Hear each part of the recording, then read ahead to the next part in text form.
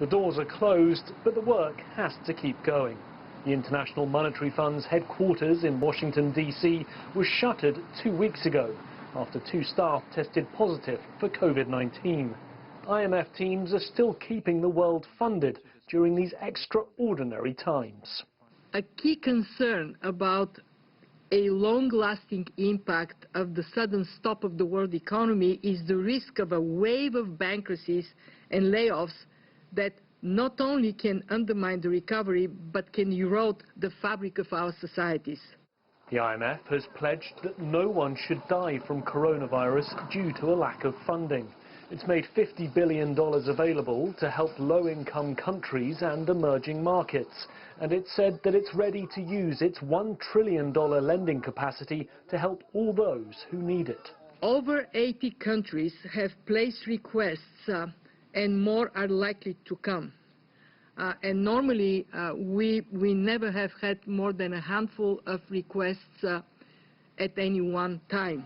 The organization's annual spring meetings will move to a virtual format to ensure countries' economies remain as stable as possible. We know from past crises, the problem is that if somebody loses his job for a long time, they lose skills and have difficulty to come back into the labor market.